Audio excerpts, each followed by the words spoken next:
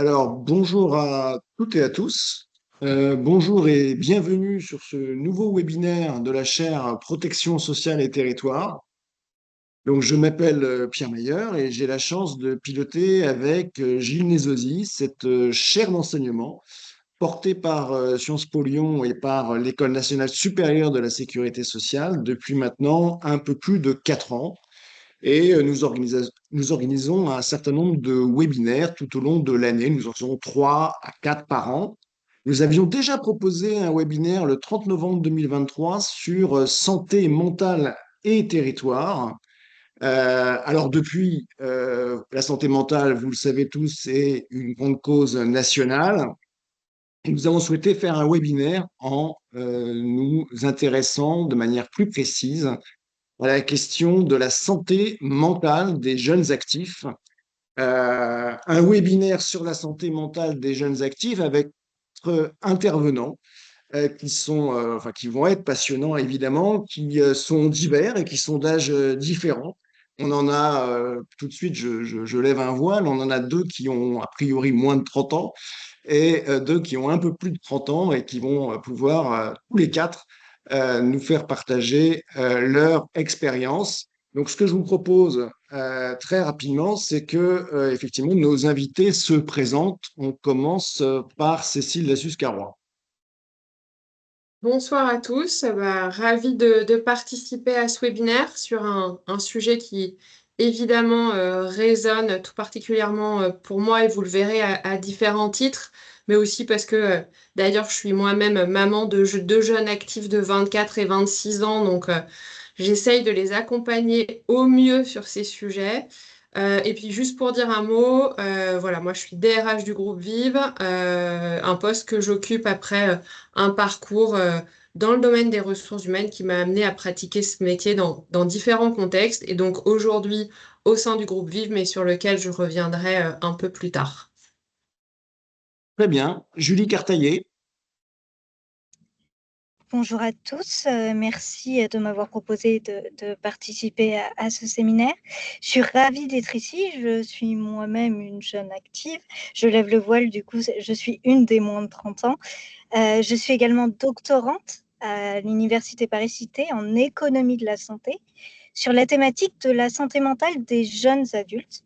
Donc, en fait, je suis affiliée à 2 laboratoires, le LIRAES, le laboratoire interdisciplinaire de recherche appliquée en économie, gestion et santé. Je suis également chercheuse associée à l'IRDES, donc l'Institut de recherche et de documentation en économie de la santé.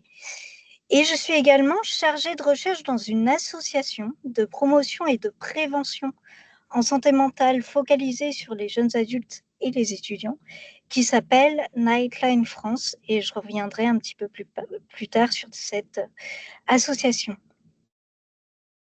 Très bien. Alors, s'il nous a rejoint, nous avons la chance d'avoir le docteur Christian Expert. Oui, ça fonctionne maintenant Eh ben avec un voilà. nouveau lien. Eh ben c'est fort, c'est ça qui est formidable. Bien, je me présente, je suis médecin du travail depuis un certain nombre d'années. Je suis également juriste en droit social, un master 2. J'ai différentes responsabilités confédérales, nationales, et je suis aussi formateur en risques psychosociaux auprès de nos adhérents et qui ont des responsabilités dans les entreprises, les institutions représentatives du personnel. Puis alors, on a un intervenant qui intervient de très loin en termes de kilomètres, puisque c'est Yanis Voulécrouche qui intervient de Mayotte.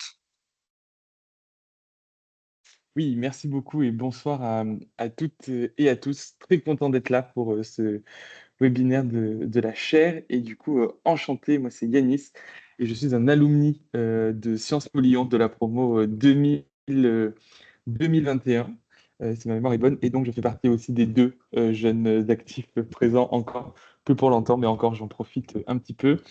Et je suis le coordinateur de mission pour l'ONG Thérapie Psychologues sans frontières, qui est une ONG qui intervient sur le sujet de la santé mentale auprès des populations les plus vulnérables et éloignées du soin sur différents terrains d'intervention dans le monde, que ce soit en l'occurrence à Mayotte, post-cyclone, à Gaza, à Lesbos. Et du coup, au sein de l'association également des alumni de Sciences Po Lyon, on s'est questionné également sur ce sujet-là de la santé mentale et ça va être l'occasion de pouvoir en discuter. Et merci encore pour l'invitation. Très bien. Alors, les présentations étant faites, je vous propose une introduction très générale, hein. J'ai repris sous une forme très, très, très légèrement modifiée le fond de diapositives qui ont été présentés par Franck Bellivier. Franck Bellivier étant délégué ministériel à la santé mentale et à la psychiatrie. Donc voilà, on passe quelques diapositives de manière très rapide. Hein, c'est pour bien expliquer que, évidemment, nous avons tous, comme nous avons tous une santé physique, nous avons tous une santé mentale, et cette santé mentale, elle va fluctuer tout au long de notre vie. Et donc, c'est bien la distinction entre qu'est-ce que c'est que la psychiatrie, qu'est-ce que c'est que le rétablissement, et qu'est-ce que c'est qu'un handicap psychique, sachant que, bien sûr, la santé mentale ne se résume ni à la maladie mentale, ni à l'absence de maladie mentale. Alors, sur l'épidémiologie, voilà le rappel de ces chiffres, hein. On sait que les maladies mentales, les troubles psychiques touchent près d'un cinquième de la population. Le 30% de la population va être concernée à un moment de sa vie par un trouble mental. Ça peut être des troubles anxieux, ça peut être évidemment, parmi les troubles les plus répandus, la dépression. La crise Covid, d'ailleurs, au fond, on a tous dit que la crise Covid était un révélateur, mais elle a permis de prendre conscience aussi de toutes les difficultés. Ça peut être aussi un accélérateur, mais avant tout, ça a été un révélateur. Elle a permis de prendre conscience de toutes ces difficultés. Sur ensuite les troubles psychiatriques sévères, là on est sur une part de la population qui est évidemment beaucoup plus réduite, puisqu'on parle de 3 millions de personnes avec des troubles psychotiques, dont la schizophrénie, des troubles bipolaires, dont on parle beaucoup en ce moment à travers la révélation d'un certain nombre de personnalités médiatiques qui revendiquent qu'ils sont atteints des troubles bipolaires, et puis de troubles graves de la personnalité. Alors, si maintenant on regarde au fond les conséquences de ces troubles psychiques, évidemment, et de ces affections, on a évidemment le suicide qui est aujourd'hui la première cause de mortalité entre l'âge de 15 ans et l'âge de 35 ans. Alors, il y a quand même un élément très positif, c'est qu'il y a une baisse régulière des décès par suicide depuis 2000. On est à 9000 décès par an. La France a un taux certes élevé, mais qui décroît plus vite que dans d'autres pays d'Europe. En revanche, ce qu'il faut noter, et qui est frappant, c'est que les gestes suicidaires baissent dans toutes les populations, sauf pour les filles adolescentes ou des jeunes femmes ou de personnes. Il y a vraiment véritablement un risque pour les victimes de violences sexistes et sexuelles et pour les LGBT QIA, voilà, ainsi que sur la population des détenus. Je pense que c'est des éléments qui sont importants, évidemment, à prendre en compte avant de commencer notre webinaire proprement dit. C'était juste un rappel.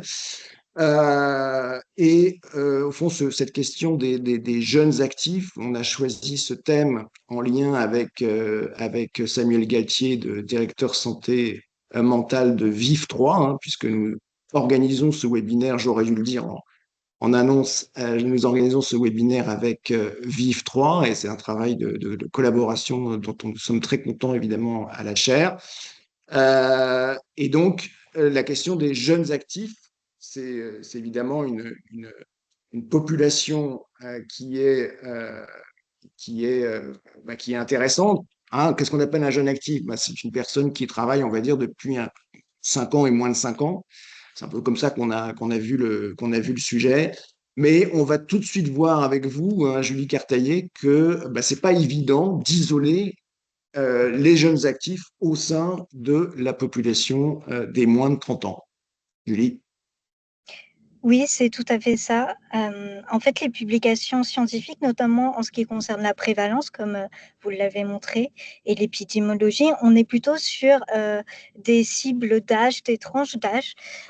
Par exemple, en France, vous l'avez dit, il y a de moins en moins de suicides, mais il y a quand même 9,2% des 18-24 ans et 6,6% des 25-34 ans qui ont déjà fait une tentative de suicide au cours de leur vie.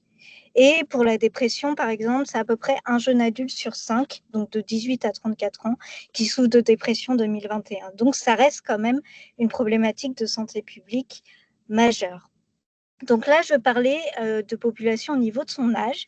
Et concernant vraiment les jeunes actifs, en fait, on a peu d'études scientifiques qui va cibler cette population. J'en ai trouvé une aux États-Unis de 2021, assez récente, qui mettrait en avant que 7% des jeunes actifs souffrent de dépression. Mais j'en ai pas trouvé en France qui parle de cette prévalence-là. J'ai trouvé par contre un rapport de Malakoff Humanis qui dit qu'en 2021, 23% des salariés de moins de 30 ans jugent négativement leur santé mentale. Et c'est seulement en fait 16% pour l'ensemble des salariés. Donc on voit qu'il y a quand même une grosse problématique. C'est pareil pour les problématiques liées au sommeil, c'est pareil au niveau du stress et c'est aussi pareil pour l'épuisement émotionnel. Donc en fait, la prévalence des problématiques de santé mentale chez les jeunes actifs, c'est très important. Et par contre, au niveau de la prévalence, on a un petit peu le mal à mettre un cadre, mais un élément bien étudié dans la littérature scientifique, en fait, c'est le lien entre travail et santé mentale. Par exemple, le fait d'avoir une maladie psychiatrique à l'adolescence est associé à un plus fort risque d'emploi peu qualifié avec un faible salaire. Et ça a été prouvé avec des données françaises assez récemment en 2019. Pareil, le fait d'être au chômage ou en emploi précaire, donc non permanent, est associé à un état de santé mentale dégradé. Et ça a été prouvé ça en 2017, pareil, sur une étude française. Et spécifiquement chez les jeunes adultes, on voit que les conduites addictives, donc l'alcool et le tabagisme, sont associées à un emploi précaire. D'autre part, plusieurs revues de littérature internationale mettent en avant une relation d'association entre une santé mentale dégradée et des conditions de travail dégradées chez les jeunes adultes, par exemple l'ennui au travail, l'insécurité au travail, le manque de reconnaissance, etc. Et enfin, la perte de productivité au travail, notamment l'absentéisme chez les actifs, sont très liés aux problématiques de santé mentale. Et ça a été prouvé par une étude australienne qui met en avant en fait que la santé mentale est une des premières causes des pertes de productivité au travail avec le mal de dos.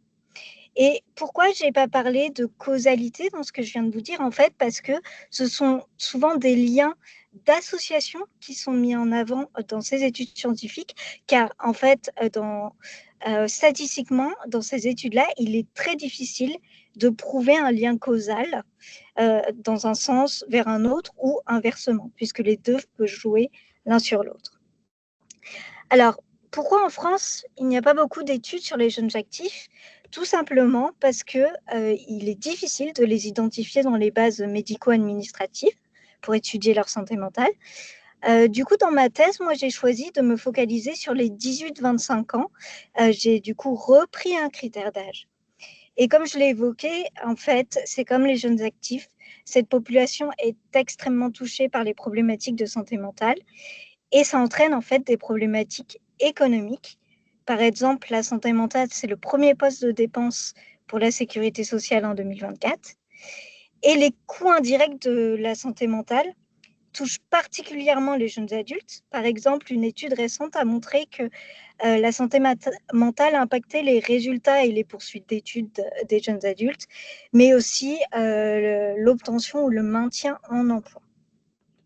Et face à tout cela, en fait, on se rend compte que l'accès aux soins et la prise en charge de ces jeunes, eh ben ça reste limité. Par exemple, un jeune sur deux déclare avoir un besoin de soins non satisfait en santé mentale en Europe en 2022, donc 50%, c'est énorme. 47% des étudiants qui souffrent de dépression ne recourent pas aux soins. Et en fait, le système de soins français manque de soins adéquats, particulièrement pour les troubles légers à modérés, et plutôt focalisé sur l'hôpital. Et en fait, face à cela, l'objectif général de ma thèse, c'est de trouver des pistes d'amélioration au niveau de l'allocation des ressources du système de santé mentale en France pour, in fine, améliorer la santé mentale des jeunes adultes. Et en fait, je fais 3 études distinctes pour atteindre cet objectif. Une que je vous présenterai brièvement qui s'intéresse aux inégalités territoriales concernant la santé mentale des jeunes adultes. Une qui étudie à la décision de recourir aux soins ou non en santé mentale des jeunes adultes au niveau individuel. Je m'interroge sur les freins que les jeunes adultes rencontrent, les gains qu'ils anticipent, comment cela s'articule, etc. Et enfin, je m'intéresse aux préférences de soins en santé mentale des jeunes adultes. Dans quelles conditions veulent-ils être soignés? Dans quelles conditions ils préféraient être soignés? Avec quel professionnel? Dans quel lieu? Avec quelle approche thérapeutique, etc. Très bien. Yanis, on va continuer par vous. Vous avez rappelé dans votre présentation que vous êtes président de l'association des anciens, moi je dis, je parle comme un vieux, hein, donc les alumni, pardon, Sciences Po Lyon. Et donc, au fond, en tant qu'étudiant, vous avez pu voir comment accompagner justement la direction de la vie étudiante par rapport à ces questions de prévention dans les universités. Et puis, vous pouvez avoir votre regard en tant que président de l'association sur, au fond, les premières années d'activité de cette promotion Sciences Po Lyon 2021. Voilà, de manière très, très, très empirique, évidemment, et sans que c'est de prétention scientifique. Quel est votre regard sur la santé mentale des jeunes actifs? Oui, merci pour la question. Et peut-être que pour débuter, je peux poser 3 chiffres qui sont assez parlants de l'état de la santé mentale des jeunes actifs notamment, et pareil sur un critère d'âge 18-25 ans, et ce sont des chiffres qui sont relevés par la fondation April, qui montrait qu'en 2024, il y a quand même 59% de ces jeunes actifs interrogés qui déclaraient être épuisés ou sans énergie. Ça, c'est le premier chiffre. Le second, pour aller dans le même sens et dans cette même étude, 58% se déclaraient anxieux. Et enfin, le troisième, 48% se déclaraient tristes ou déprimés dans ces âges-là. Et déjà, le premier, alors, ce ne sont pas des chiffres réjouissants, et je m'excuse pour cela, mais ça pose le constat tout de suite de l'état de la santé mentale, en tout cas des jeunes actifs de 18-25 ans. Et préciser aussi que la période jeune actif, ou d'avoir le critère d'âge 18-25 ans, c'est aussi un critère charnière dans la vie de ces jeunes actifs. C'est soit un changement de passage du lycée vers l'université, de l'université de la licence vers le master, ou alors cette première entrée en emploi. Et donc tout cela vient rajouter un inconfort d'une nouvelle situation qui est présente, et ces transitions ne se font pas facilement. Je pense qu'on a tous en tête l'entrée à l'école peut-être de ces enfants, qui est un âge de transition, ou alors le passage primaire-collège, où du coup on vient prévenir le stress qu'il peut y avoir avant la rentrée des jeunes. Cela pour dire que la santé mentale est un vrai sujet qui se fait tout au long de la vie, et sur les jeunes actifs, qui est encore plus présent parce qu'il y a une multiplication des facteurs qui peuvent venir causer ces problématiques-là de santé mentale et renforcer les différents symptômes qui peuvent avoir lieu. On constate aussi que le sujet de la santé mentale vient sur le devant de la scène de plus en plus, notamment après la période post-Covid, mais avant. Et ce que je peux dire, en tout cas, de Sciences Po Lyon et de mon vécu en tant qu'étudiant, c'est qu'on a connu, nous, cette promo-là, diplômée en 2021, la mise en place du dispositif Aptitude, qui était présent au sein de l'établissement et qui pouvait permettre à des étudiants qui en faisaient la demande d'avoir accès à un ou à une psychologue de façon gratuite pour pouvoir discuter avec ce psychologue. Et ça, c'est important. Ça veut dire que maintenant, la santé mentale, les experts de la santé mentale viennent vers les étudiants. Et c'est cette notion qui est importante et qu'on constate, c'est que quand on est psychologue ou même là sur le terrain, et j'en parlerai plus tard, quand on va vers les personnes, c'est plus facile de venir parler de la santé mentale. Et ça rend accessible cet accès-là à des soins de santé mentale et qui est très important. Parce qu'aujourd'hui, on a un vrai problème d'accessibilité, à la fois financier, mais aussi de maillage territorial. Et il me semble qu'on en reviendra après. Et donc, au sein même des universités, d'avoir cette volonté-là d'inclure ces dispositifs de santé mentale sont importants et pertinents. Et d'ailleurs, pour la petite donnée historique, c'est l'école polytechnique qui, dès 1946, a mis en place le premier support en santé mentale pour ses étudiants. Et c'est là pour dire que c'est un sujet qui est très présent. Maintenant, chez les jeunes actifs, et si je prends de la part de Sciences Po Lyon, qu'est-ce qu'on constate? On constate cette multiplication des facteurs, en tout cas de risque d'anxiété en santé mentale. Des facteurs qui sont très larges. On va venir parler aussi d'éco-anxiété qui vient renforcer ce problème de santé mentale. Donc sur des sujets très structurels et présents. On a cette transition où le fait d'aller trouver un travail. On a souvent des études, et ça doit vous parler, qui mentionnent, oui, les diplômés de grandes écoles, généralement, trouvent un emploi 6 mois après. Ben, ça vient rajouter une pression. L'idée de se dire, il me faut un emploi qualifié dans les 6 mois. Et une fois qu'on est en emploi, il faut faire ses preuves et il faut changer. Et aujourd'hui, ce qu'on constate chez les jeunes diplômés et de façon plus large, c'est qu'il y a une transition professionnelle qui se fait autour des 3-4 années d'expérience au sein d'une structure, pour plusieurs raisons. La première, ça peut être pour une volonté d'évolution professionnelle qui s'entend. La seconde peut être également due à une source de stress qui est liée au travail. On sait que les jeunes actifs sont souvent très victimes du burn-out au tout début de leurs activités pour développer justement, et parce qu'ils ont ce besoin de prouver et de faire beaucoup là, et parce qu'aujourd'hui, fait est que la multiplication du télétravail, la multiplication de contrats à responsabilité vient casser les heures classiques dites de travail, et donc cette volonté de toujours faire plus qui peut être présent. En tout cas, c'est ce qu'on peut constater là. Très bien. Docteur, à vous, maintenant que vous avez le son, qu'est-ce qu'on peut constater sur la santé mentale des jeunes actifs, les grandes évolutions? Alors, c'est un petit peu compliqué par rapport au tableau qui est décrit là à l'instant. On a parlé de la santé mentale des jeunes actifs, mais il faut replacer ça dans un contexte plus général de tous les salariés de l'entreprise, où on a une situation inquiétante, hein, puisque les troubles psychiques invoqués, on est autour de 50% des actifs, toutes tranches d'âge confondues. Avec un petit plus, si j'ose dire, ça a été dit tout à l'heure, autour de 55% au niveau des jeunes actifs. Alors après la tranche d'âge jusqu'à 25, si on va jusqu'à 30, on a quelque chose au niveau des diplômés, des gens qui ont fait des études supérieures. On est plutôt dans cette tranche-là au niveau des jeunes actifs qu'entre 18 et 25 ans. C'est pour ça que, bon, un certain nombre d'études que j'ai sous les yeux, on est plutôt vers 30 plutôt que 25 au niveau de la tranche, au niveau des actifs. Alors, les troubles invoqués, c'est les troubles anxieux, les troubles bipolaires et puis l'épuisement professionnel. L'épuisement professionnel, quand on prend tous les salariés, les chiffres actuels, on est autour de 25-28% de personnes qui sont en pré-épuisement professionnel. Donc, on est dans une situation globale, hein, donc les actifs sont dedans. Avec quelque chose de particulier, c'est que les jeunes actifs ont envie de travailler, vous l'avez dit tout à l'heure, et ils ont un certain nombre d'attentes du monde professionnel qu'ils ne connaissent pas. On dit qu'ils ont des illusions et que le monde professionnel est dans la désillusion.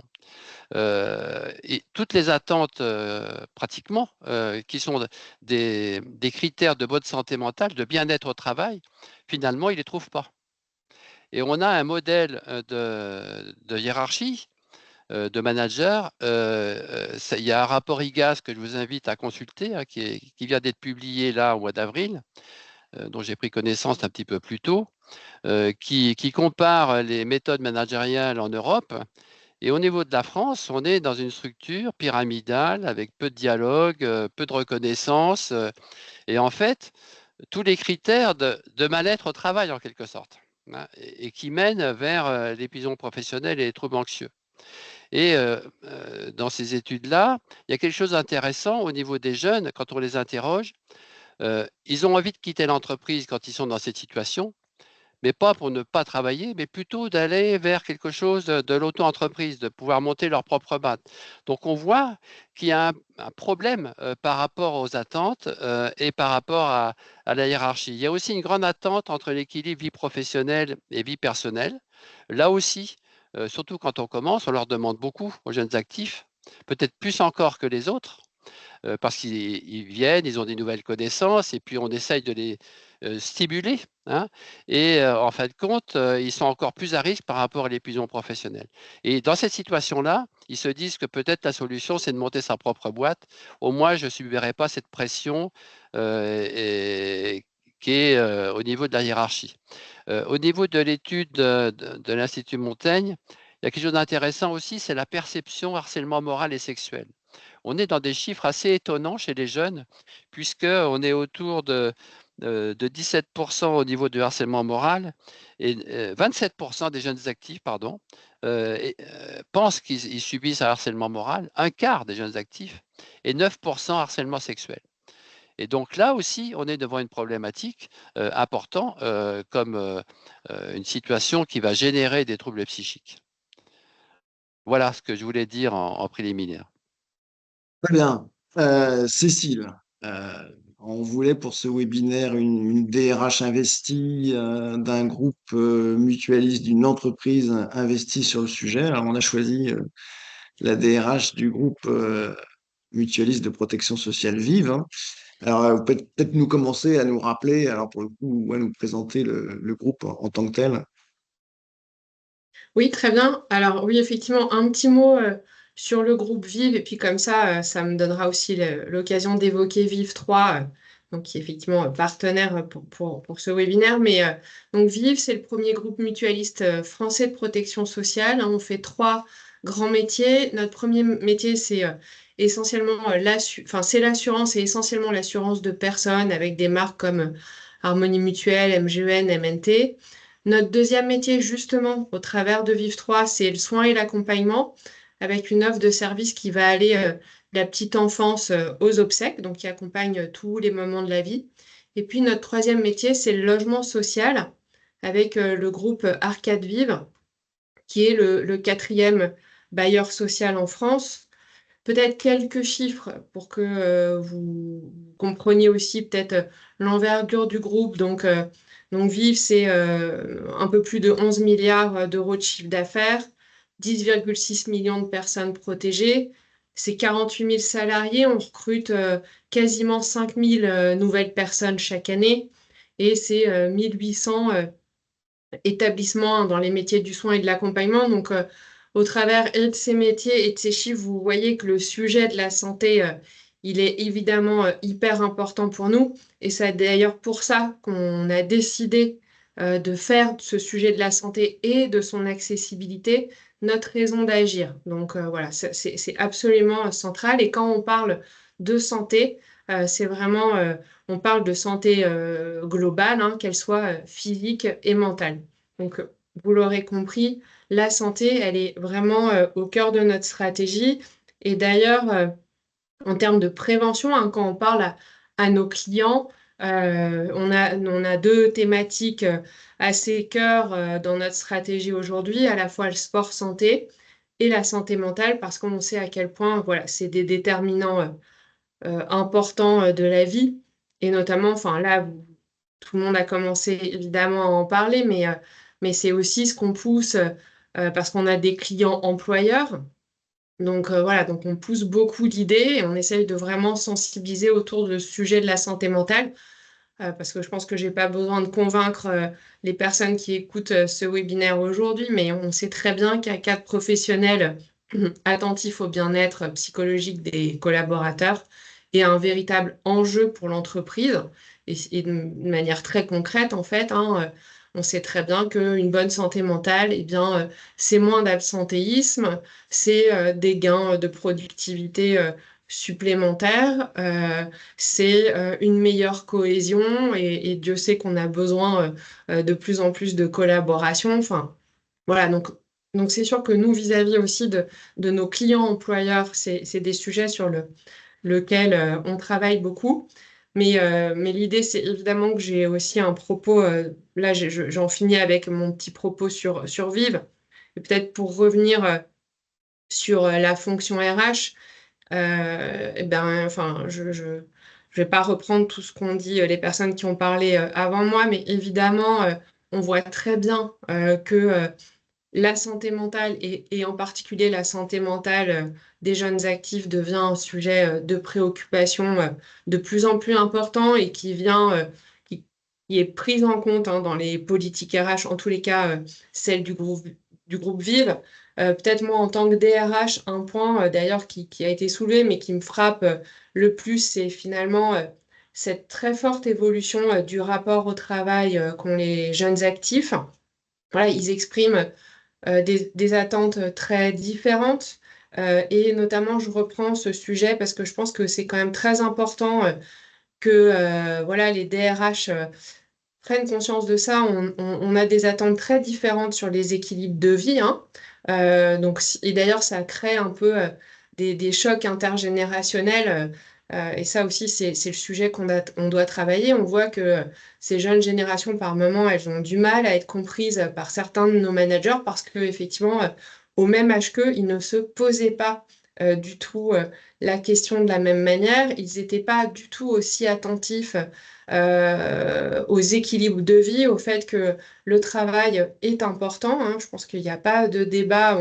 On lit beaucoup de choses sur des formes de désengagement, etc. Moi, à mon sens, c'est réellement une erreur, mais c'est plutôt de remettre le travail, je dirais, peut-être d'ailleurs à sa bonne place, qui fait partie de la vie, mais qui n'est pas que toute la vie. Voilà, parce que justement, je pense qu'ils ont conscience et besoin de se dire que la vie, elle est aussi riche de vie sociale, riche d'activités sportives. Voilà, ils ont besoin d'avoir des centres d'intérêt complémentaires au travail. Et ça, c'est quelque chose qu'il faut vraiment qu'on intègre à nos politiques RH parce que c'est pas forcément comme ça qu'on réfléchissait et qu'on pensait, je dirais, par le passé.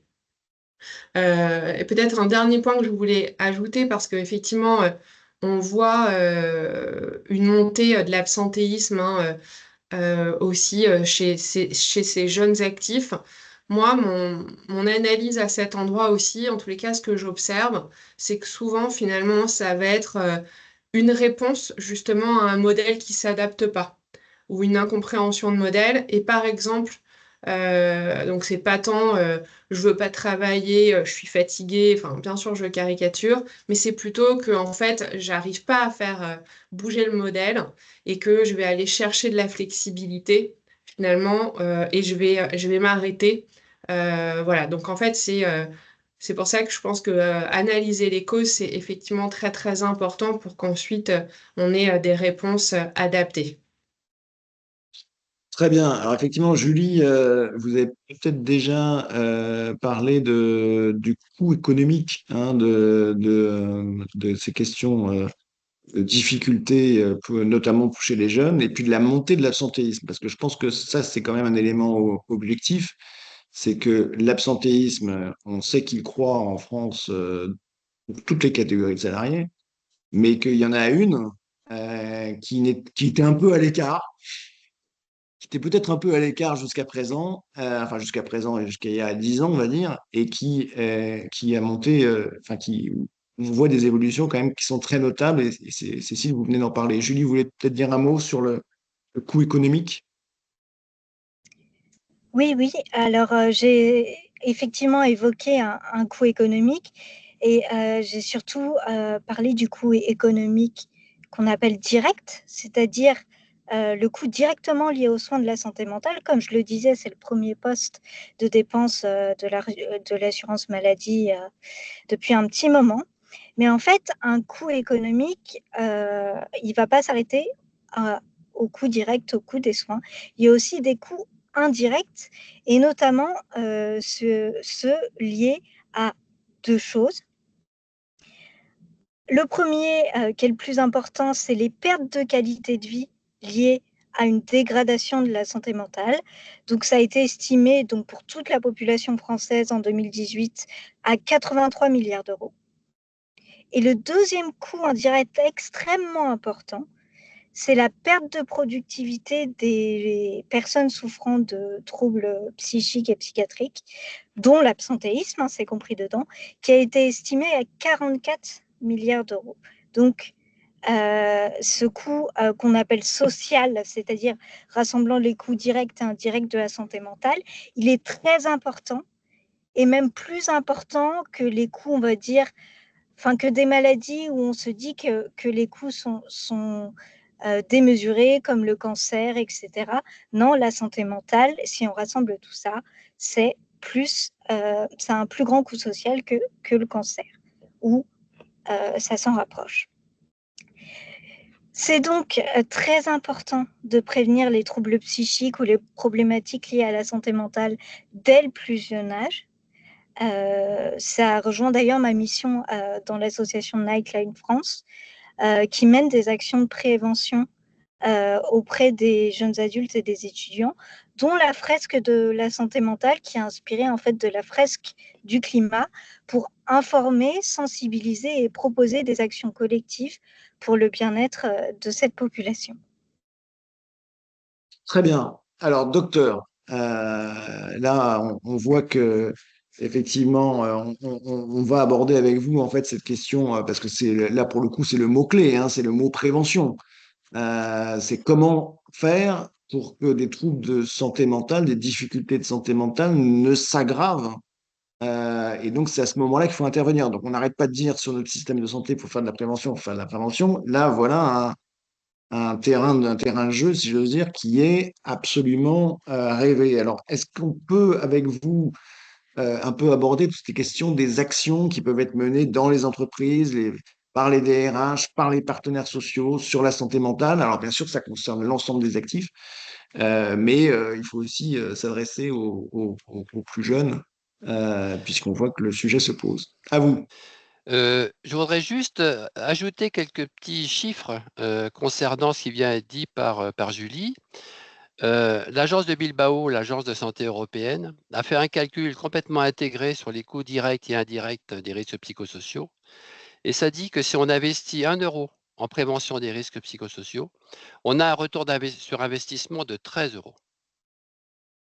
Donc on est un peu mieux que le livret A en matière de retour sur investissement. Les troubles psychiques, tout âge confondu, c'est la première cause d'inaptitude actuellement au travail, devant les troubles locomoteurs. Et évidemment, c'est la première cause des troubles psychiatriques ou psychiques en général, la première cause d'invalidité. Donc du point de vue du concept, on a tout intérêt à agir en prévention. Il y a une difficulté au niveau des entreprises, c'est que ce dont on parle là, en matière du coût de prévention, les entreprises ne font pas ce calcul intégré de ce que ça leur coûte.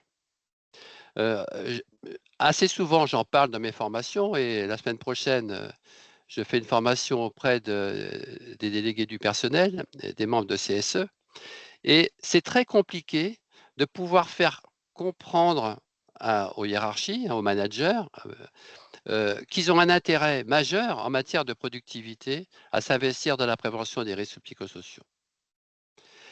C'est la première chose et je pense que moi je fais de la formation au niveau des représentants du personnel, mais si l'autre partenaire, les managers, la hiérarchie, les cadres supérieurs n'ont pas de notion particulière en matière de risques psychosociaux et puis des raisons de ces risques psychosociaux, on ne peut pas faire de prévention. On ne fait pas de prévention sur un risque qu'on ne maîtrise pas.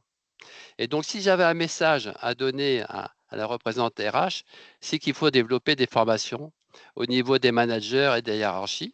Et puis aussi s'interroger, j'ai un petit peu ébauché ça tout à l'heure, sur la façon de manager. Parce que qu'est-ce qu'ils attendent des jeunes? Ils attendent de faire des échanges, d'avoir de la responsabilité, d'avoir un petit peu d'autonomie, d'avoir une écoute, d'avoir un collectif riche, de pouvoir avoir un rapport presque d'égal à égal avec leur encadrement. Et toutes ces attentes-là, finalement, ils ne les trouvent pas. Et la prévention, c'est de mettre en œuvre ça. Euh, Vous savez que bon, la prévention, les troubles psychiques, la santé mentale fait partie des obligations qu'ont les employeurs depuis 2002, la loi de modernisation sociale. Et il y a un outil qui est majeur, qui est le document unique d'évaluation des risques professionnels. Qu'est-ce que c'est? C'est un document ou une procédure qui permet de s'interroger sur les risques et ensuite de voir un petit peu quels moyens on met en œuvre pour prévenir ces risques-là. Curieusement, les risques psychiques, les risques psychosociaux font rarement partie des documents uniques des risques professionnels. Et pourtant, il y a des outils qui sont élaborés, en particulier par l'INRS, qui permettent de s'interroger point par point, c'est un document en 42 questions, 41 questions, de s'interroger sur tous les déterminants des risques psychosociaux. Ensuite, il faut pouvoir mettre en place des indicateurs des risques psychosociaux. Quels sont les indicateurs des risques psychosociaux? C'est l'absentéisme, maladie, l'absentéisme, accident du travail, parce qu'il y a un lien étroit entre la santé psychique et les accidents du travail matériels, les chutes de hauteur, les accidents de manutention, parce que curieusement, c'est intuitif, mais quand on a l'esprit encombré par des préoccupations, eh bien, on est peut-être moins attentif à observer la marche qui vient quand on descend un escalier. Et donc, il y a aussi des accidents du travail bruts, de manutention, de descente, de chute de hauteur, qui sont liés avec la pathologie psychique. Ensuite, il y a les troubles musculo-squelettiques. On sait qu'il y a un lien entre les troubles musculo-squelettiques et puis la santé mentale et les risques psychosociaux. Le premier signe de l'épuisement professionnel, en fait, c'est l'émergence des troubles musculo-squelettiques. Et l'adage dit « j'en ai plein le dos ». J'ai mal au dos parce que j'en ai plein le dos. Et ça, c'est quelque chose de vrai en matière de risque psychosocial. Donc, tous les déterminants, on connaît les moyens de prévention. Encore faut-il avoir conscience de l'importance stratégique indispensable pour les entreprises de mettre en place ces stratégies de risques psychosociaux. Et je répète, se former. Parce que l'idée que le stress, c'est bon pour l'entreprise, c'est pas bon pour personne, le stress. Mais il faut avoir conscience, je répète, de l'importance stratégique déterminante pour la bonne santé de l'entreprise, pour lutter contre le turnover, pour lutter contre l'absentéisme, lutter contre le désengagement, c'est de s'investir dans la prévention des risques psychosociaux. Très bien. Alors, Cécile, la DRH, qu'est-ce que vous faites concrètement pour les salariés? Maintenant, on va s'intéresser vraiment aux salariés du groupe Vive. Du coup, j'ai un peu la pression maintenant, mais Oui. bon. Donc, en tous les cas, effectivement, je vais essayer de vous expliquer ce qu'on fait. Alors, évidemment, on fait jamais tout parfaitement, hein, la perfection n'est pas de ce monde, mais en tous les cas, on a essayé d'adresser ce sujet justement un peu de manière systémique, et du coup, je me proposais de vous expliquer ce qu'on fait un peu, je dirais, sous trois angles. Déjà, premier point, c'est que dans l'ambition RH du groupe, on a posé la préservation du capital santé des collaborateurs comme un levier central de la politique RH. Donc déjà, ça c'était important. Et puis voilà, important de toute façon, mais important parce qu'on ne peut pas se dire, je pense, à un groupe de santé si, je dirais, on n'est pas non plus dans une approche symétrique avec ce qu'on fait pour nos collaborateurs. Donc, ce levier, il est central. On le travaille depuis plusieurs années et on l'a abordé. Donc là, je ne zoome pas forcément sur les jeunes actifs, j'y reviendrai, mais en tous les cas, nous, on a essayé de travailler, on va dire, deux grandes thématiques, les équilibres de vie, et ça, je pense que ça peut vraiment être des réponses attendues. Donc, notamment, on a travaillé les sujets de parentalité, de déconnexion. On est en train d'accélérer sur les sujets d'aidance. On est de ceux aussi, alors bien sûr, c'est pas vrai pour tous les métiers, mais en l'occurrence pour ceux pour lesquels c'est possible de le faire. Nous, on est plutôt assez volontariste en matière de télétravail et quand bien même ça s'accompagne évidemment, mais parce que on croit vraiment que ça peut amener de la flexibilité, de la souplesse, et notamment pour des personnes qui ont des très longtemps de trajet. Donc voilà, donc première thématique, on a essayé de proposer un certain nombre de dispositifs autour des équilibres de vie. Et puis deuxième thématique, on essaye vraiment d'adresser des situations de santé là de manière très directe. Donc déjà en sensibilisant, en offrant la possibilité à nos collaborateurs, par exemple, de pouvoir faire des dépistages en interne. Donc on va profiter de certains événements, moments pour proposer voilà, des dépistages sur des sujets d'hypertension, de diabète, enfin, des sujets comme ça. On a aussi, par exemple, là, de manière très récente, déployé un dispositif de patient partenaire ou patient expert. Et donc là, c'est pas, enfin, si vous ne connaissez pas ce type de dispositif, mais ça permet à des personnes qui rencontrent des défis de santé graves pour eux-mêmes ou pour leurs proches, d'être accompagnés par quelqu'un qui généralement en fait a eu le même épisode de vie et normalement et notamment accompagner cet épisode de vie au regard de l'emploi et de la relation à son employeur. Donc voilà, donc ça, voilà, de manière très rapide pour vous dire qu'en tous les cas, pour nous, les sujets de santé sont au cœur de nos politiques RH et j'évoque pas tout ce qu'on peut faire sur le sport santé parce que c'est pas notre thème, mais on considère aussi que voilà, c'est des choses très importantes qui impactent fortement la santé. Je pense que c'est un sujet d'actualité autour de la sédentarité, etc., dont on parle aussi beaucoup.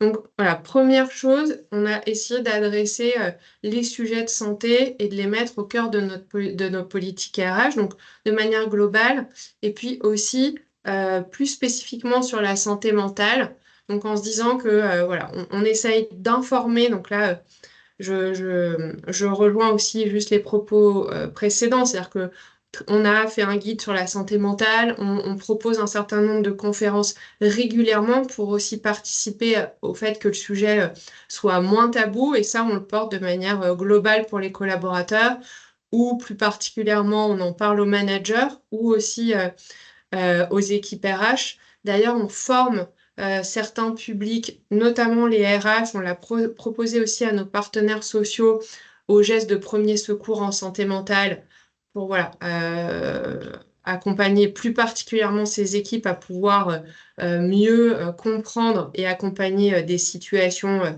quand on est dans ce genre de sujet. On propose aussi un certain nombre de dispositifs qui permettent aux collaborateurs d'être soutenus dans des moments difficiles. Donc, certaines de nos maisons, par exemple, proposent une plateforme qui s'appelle Moodwork et qui va permettre de mettre les collaborateurs en lien avec des psychiatres, des psychologues, s'ils rencontrent voilà, des situations de vie difficiles en matière de santé mentale. Et puis là, on est en train justement de réfléchir à proposer des dispositifs qui seraient plus destinés aux managers, parce que généralement, ils se retrouvent aussi assez démunis quand ils ont ce genre de problématiques voilà, à accompagner dans leurs équipes. Donc, on essaye en tous les cas voilà, d'apporter un certain nombre de réponses sur ces sujets de santé et notamment de santé mentale. Donc ça, je dirais, c'est un travail de manière directe. Et à côté de ça, parce que effectivement, c'est un sujet très systémique, on travaille aussi d'autres sujets qui sont, je dirais, les leviers complémentaires de nos politiques RH. On travaille beaucoup pour essayer d'accompagner nos collaborateurs et les jeunes en particulier sur des sujets de trajectoire professionnelle, comment voilà, on accompagne ces personnes à construire un projet professionnel, à savoir décoder un marché du travail, à savoir s'y présenter, comment on cherche un emploi, quels sont les outils pour y arriver. Donc, parce qu'on voit bien que chez les jeunes, voilà, ils sont pas toujours très bien accompagnés, et notamment en sortie d'école, à savoir finalement être acteur sur ce marché de l'emploi. Donc, ça nous semble aussi très important d'accompagner les collaborateurs à cet endroit.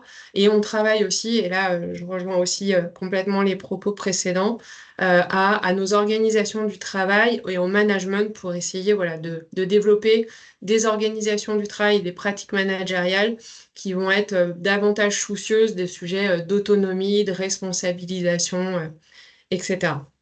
Donc voilà, donc on y travaille de manière, en tous les cas, où on essaye d'y travailler de manière très directe. À côté de ça, des dispositifs qui, en tous les cas, me semblent effectivement apporter des réponses sur des causes qui pourraient toucher la santé mentale, notamment des jeunes. Et puis, dernier peut-être point que je voulais partager, c'est que justement, pour continuer à nous adapter, à mieux comprendre les attentes, à mieux comprendre, voilà, les situations et le contexte qui est le nôtre aujourd'hui. Typiquement, là, on est en train de revoir notre politique RH.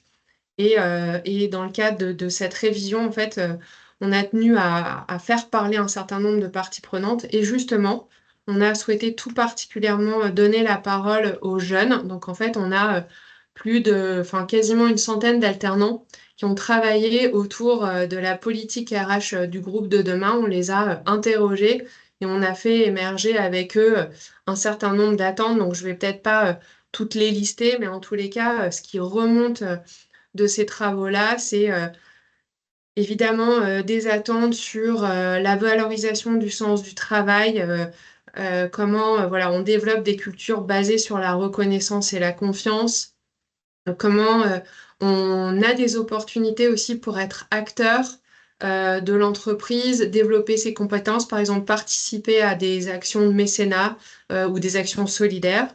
Voilà, ça c'est quelque chose qui est remonté. Tout le sujet de l'insertion professionnelle, la trajectoire, de se projeter sur un marché de l'emploi, comme je le disais. Il remonte aussi beaucoup de sujets sur la préservation de la qualité de vie au travail et de manière très centrale, on en a aussi parlé, tout le sujet des équilibres de vie pro, perso, j'y reviens pas, mais je pense que c'est vraiment un sujet très important. Et puis le sujet du lien social, parce qu'on voit aussi qu'il y a beaucoup d'attentes à cet endroit, voilà, avec le fait que l'entreprise soit vraiment attentive à ce sujet et au sujet des collectivités, à maintenir des temps de convivialité. Et c'est vrai que ça, pour le coup, de manière paradoxale à mon propos d'avant, autant nous, on essaye vraiment de favoriser le télétravail, mais en étant aussi conscience que il faut trouver des choses pour maintenir ce lien social parce que il peut être aussi un peu destructeur de collectif. Donc voilà, nous, la manière dont on s'y prend et dont on a intégré le sujet dans nos politiques RH au sein du groupe Vive. Très bien, parfait. Intervention très riche. Moi, je retiens peut-être au moins deux éléments. Le premier, vous avez parlé du lien en termes de prévention, hein, entre santé physique et santé mentale. Je gère bien dans son corps, mais dans sa tête, hein. On sait que la pratique d'une activité physique adaptée, comme on dit maintenant, est un élément important. Deuxième élément, vous avez parlé des aidants. Et en fait, sur les aidants, on se rend compte que, bah, d'abord, je pense que le lien entre aidants et santé mentale, il est pas, il est évident par rapport à cette charge mentale. Et on se rend compte que les aidants, contrairement à l'image qu'on a un petit peu de l'aidant, voilà, qui est quinquagénaire bah, c'est pas seulement ça, les aidants, c'est aussi des jeunes. On a aussi des jeunes aidants et c'est une réalité qu'il faut prendre en compte. Puis le troisième élément, c'est peut-être au fond que les politiques qu'on mène en matière RH, en termes d'association des salariés, en termes de plus grande autonomie, d'une certaine manière, c'est souhaité par l'ensemble des salariés. C'est exprimé par la nouvelle génération, mais c'est souhaité par l'ensemble des salariés. Alors, il y a une question précise qui vous est adressée, qui est la question de l'alternance. Est-ce que l'alternance, pour vous, c'est une formule positive pour éviter justement le gap qui peut exister entre l'image, la représentation de l'entreprise que peuvent avoir des jeunes avant d'entrer dans l'entreprise, et puis la réalité qui peut être désillusionnante. C'est dur à dire. Du coup, je réponds à cette question Oui, oui, maintenant. peut-être, oui. Ok. Ouais. Bah oui, effectivement, moi je pense que l'alternance, c'est quand même un dispositif vraiment intéressant, justement pour, pour avoir une première compréhension de l'entreprise, pour voilà, se faire une première expérience. En tous les cas, nous, on a, je dirais, entre 700 et 900 alternants, je pense à l'échelle du groupe, si je dis pas de bêtises.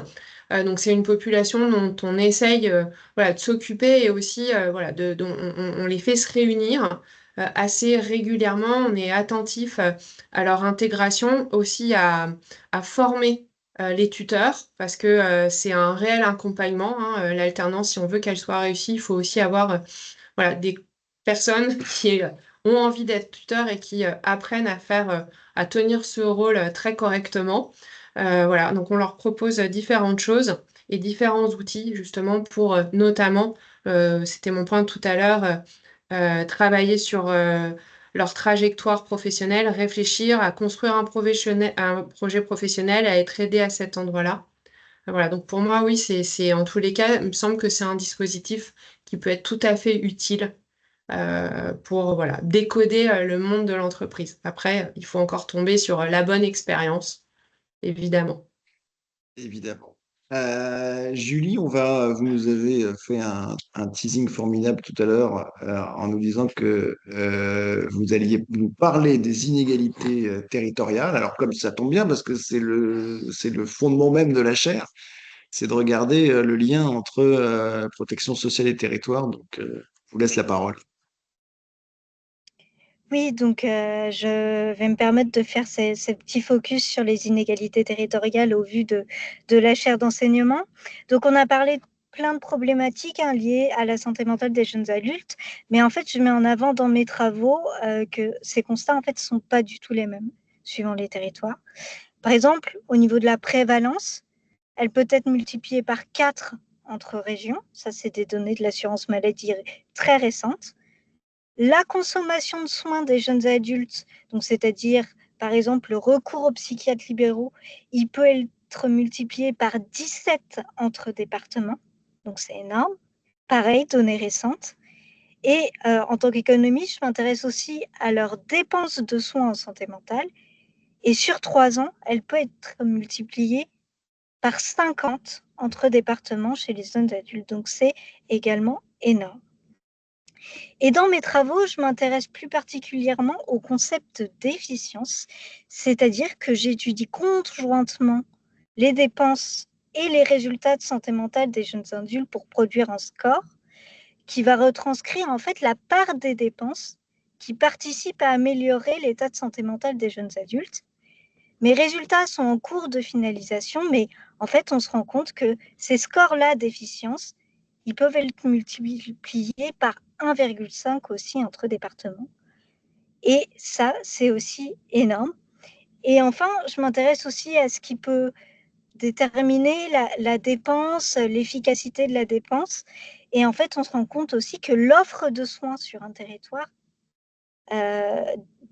est très diverse.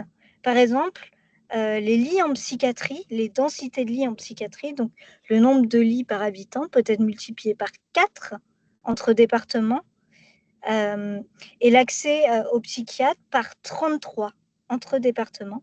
Donc c'est vraiment énorme. On a une diversité de profils énorme et des inégalités territoriales absolument démesurées qu'il convient d'étudier et que j'espère vos étudiants prendront à cœur d'étudier en santé mentale, mais aussi dans d'autres domaines.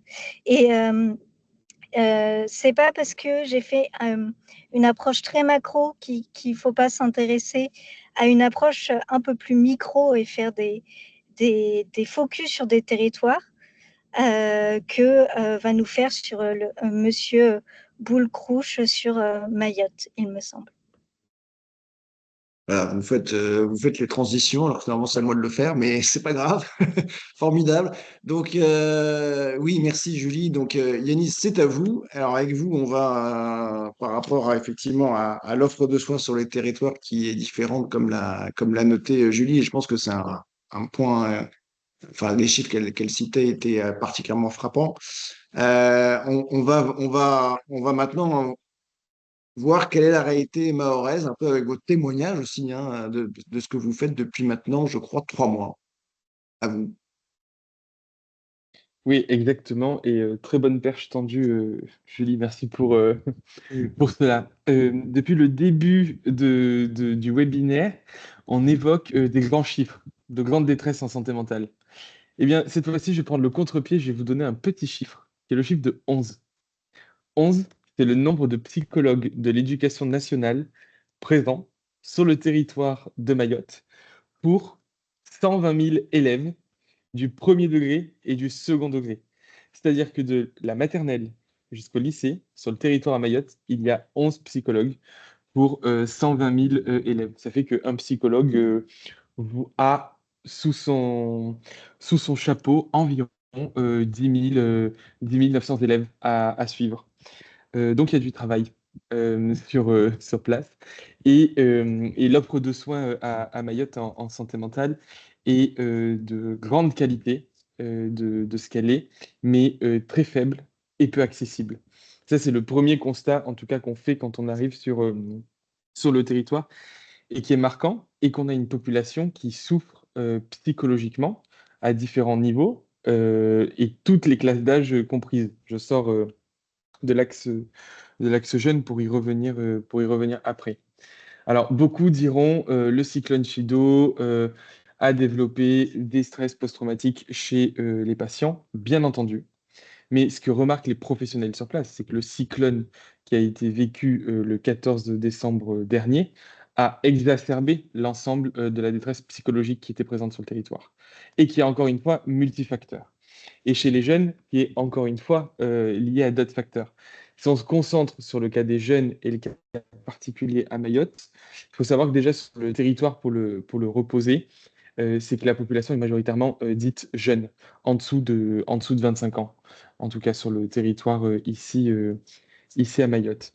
Et donc, ces multifacteurs qui sont présents, cela va être un stress de manque d'accès à l'eau, de manque d'accès aussi à l'alimentation pour les jeunes. Il faut savoir qu'une grande part des jeunes qui vont à l'école, le seul repas qu'ils prennent est celui du midi qui peut leur être fourni par les cantines scolaires. Et à cela, lié à des parcours migratoires qui sont très présents sur le territoire, qui sont également liés à des contextes familiaux qui sont difficiles et des violences, à la fois des violences physiques que je vais, pardonnez-moi pour le terme, mais dire classiques, et des violences sexuelles qui sont très présentes également sur le territoire. Depuis le début de nos interventions là, peut-être pour faire une petite parenthèse sur la façon d'intervenir de Thérapsie sur le territoire, on a 3 façons d'intervenir. Une première qu'on appelle cette démarche-là de l'aller vers. C'est-à-dire que les psychologues vont vers la population, quelle qu'elle soit, dans les quartiers les plus vulnérables, dans les écoles également, et, et aussi dans différents groupes de parole sur lesquels on pourrait être sollicité.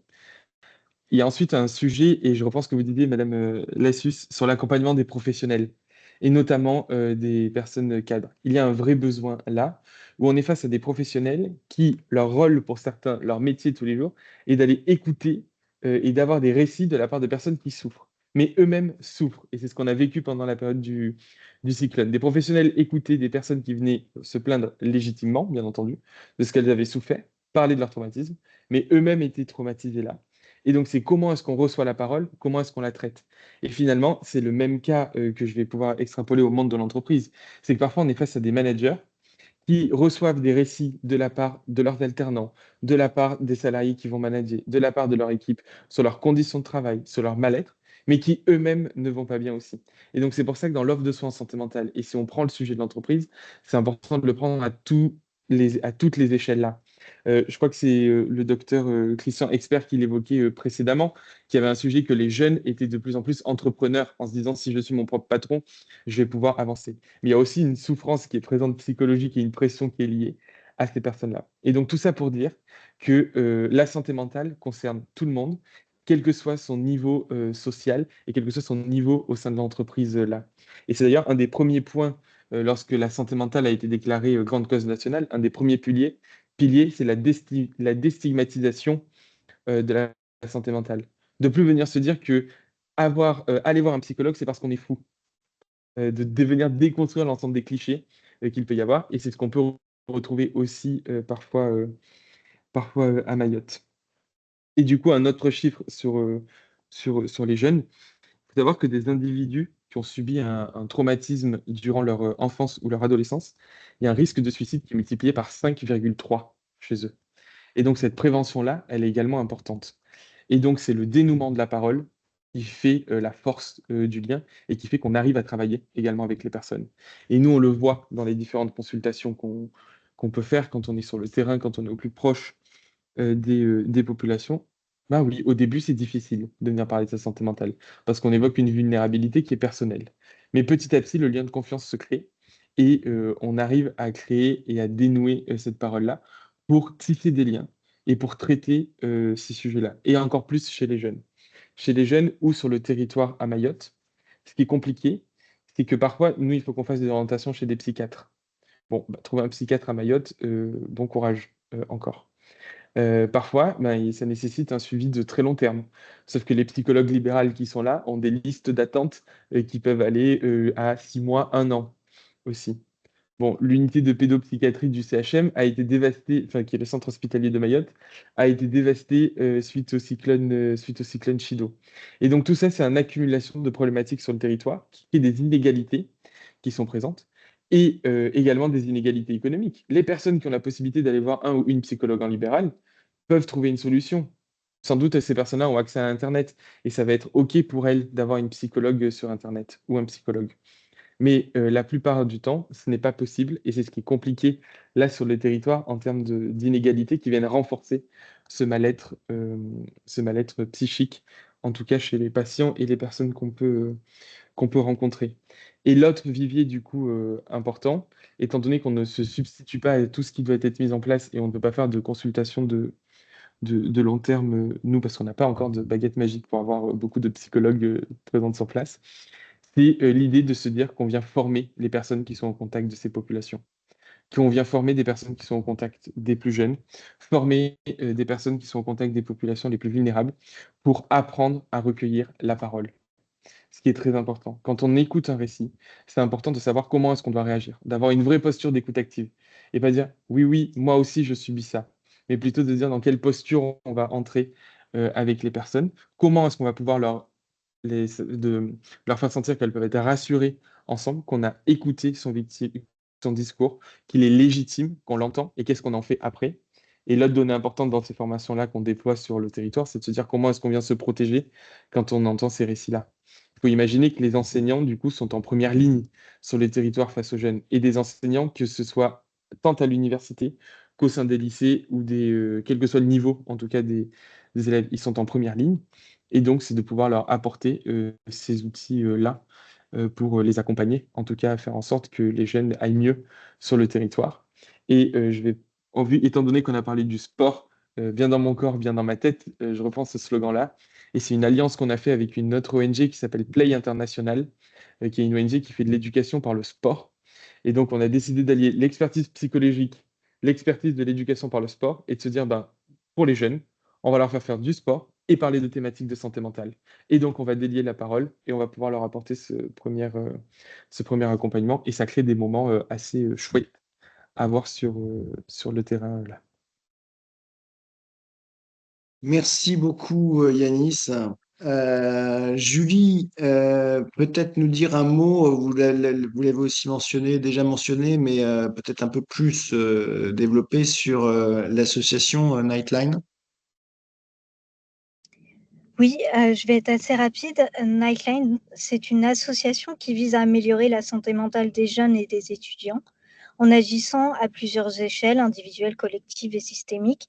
Et pour cela, elle développe des outils et des ressources comme un annuaire de soutien de psy gratuit, des actions de sensibilisation, de déstigmatisation, des actions de prévention et de promotion de la santé mentale, pour permettre à chaque jeune en fait de prendre soin de sa santé mentale, mais aussi celle des autres, comme le fait aussi l'association à Mayotte. Et en fait, on a une démarche de pair à pair, donc de jeune à jeune, appuyée par des professionnels. Et s'il y a des étudiants et des jeunes parmi l'auditoire, sachez que Nightline a des lignes d'écoute nocturne en français et en anglais à destination du coup des jeunes, gérées par des jeunes eux-mêmes formés à l'écoute active. Donc, n'hésitez pas à appeler si ça ne va pas pour n'importe quel sujet. Et si besoin, on pourra aussi vous orienter vers des structures professionnelles et d'information. Parfait. Alors, une question sur l'accès aux psychologues porté par l'assurance maladie. Donc, c'est ce qu'on appelle le dispositif Mon Soutien Psy. Docteur expert, question expert, vous voulez vous exprimer là-dessus avec le micro? Il est possible d'avoir accès directement à un psychologue, à condition que le psychologue soit inscrit sur une liste. Il faut être volontaire. Tous les psychologues ne sont pas accessibles par cette modalité-là. Mais c'est quand même un plus, puisque il n'y a pas forcément à aller voir son médecin traitant. On peut aller directement voir le psychologue du travail. Le psychologue, je parle du psychologue du travail, c'est des formations professionnelles. Mais ça peut être un psychologue du travail quand on est dans cette problématique-là, bien entendu, parce que c'est une spécialité dans la spécialité, la problématique du travail, l'épuisement professionnel en particulier, qui est une pathologie extrêmement lourde, source d'inaptitude et de désinsertion professionnelle. Et le psychologue du travail est une ressource très utile et essentielle. Il faut d'abord comprendre ce qui arrive, que ce n'est pas soi-même qui est malade, entre parenthèses, mais c'est peut-être le travail qui est malade. Bon, en tout cas, Mon Soutien Psy, c'est des dispositifs qui ont été mis en place, qui participent de cette volonté de déstigmatiser, de rendre possible, voilà, donc ça va forcément dans le bon sens. Alors après, ça peut être critiqué, ça peut être remis en cause. Il peut y avoir une adhésion plus ou moins grande des psychologues au dispositif lui-même. Enfin, fondamentalement, on va dire que ça va dans le bon sens. Écoutez, je pense qu'on est arrivé au terme de ce webinaire et on va conclure. Je vais passer la parole peut-être pour la conclusion, le mot de conclusion à Samuel Galtier, donc directeur national santé mentale VIV3. Et puis après, je reprendrai la parole pour remercier, faire les remerciements d'usage. Mais Samuel, c'est à vous. Merci. Alors, tout d'abord, quelques mots sur les enjeux qu'on a rappelés tout au long de ce webinaire, à la fois l'augmentation des troubles, aussi l'évolution des attentes des jeunes actifs, une offre de soins différente selon les territoires, un coût important d'une mauvaise santé mentale, mais aussi, et c'est important, la possibilité d'agir. La prise de conscience, elle est importante, elle montre bien la nécessité d'une réponse collective de différents acteurs et notamment du monde professionnel qui, historiquement, est un monde qui était plutôt considéré, enfin, qui considérait la santé mentale comme un sujet de l'intime et pas d'action finalement propre. C'est clairement une évolution majeure, des actions à mener à titre individuel. On a évoqué des actions de prévention, la fresque du climat, PSSM, l'activité physique, mais aussi d'actions d'accès aux soins et d'évolution des pratiques managériales, qui correspondent aussi à des attentes des jeunes. On a évoqué aussi dans cette réponse collective la prise en compte des paroles concernées, un élément essentiel à titre individuel et aussi collectif, le développement de la pérédance, de la prise en compte des aidants et la nécessité de faciliter l'accès aux soins adaptés, quel que soit son trouble et le territoire. C'est bien une nécessaire mobilisation pour prévenir, informer, déstigmatiser. C'est le mot d'ordre du collectif Grande Cause Santé Mentale pour des actions aujourd'hui et demain. C'est bien ce qui nous anime au sein du groupe Vive dans ces différentes composantes de prévention, de soins et d'accompagnement pour l'ensemble de nos publics, et ce, en partenariat, comme ce séminaire, comme aussi l'étude à venir qu'on comporte avec le N3S sur ce sujet spécifique de la santé mentale des jeunes actifs. Et donc, merci à Pierre pour cette proposition de l'organiser ensemble, et puis aussi à votre présence, les uns et les autres, qui contribuent à cette mobilisation. Ben, merci beaucoup Samuel. Donc le mot de la fin, merci aux intervenants, hein. Je pense que vous avez, voilà, ça a été extrêmement intéressant de suivre vos interventions. Ça s'est fait aussi je dirais, un respect de la parole de chacun, ce qui est très bien, mais aussi il y avait un aspect aussi un petit peu intergénérationnel, moi, qui m'a bien plu.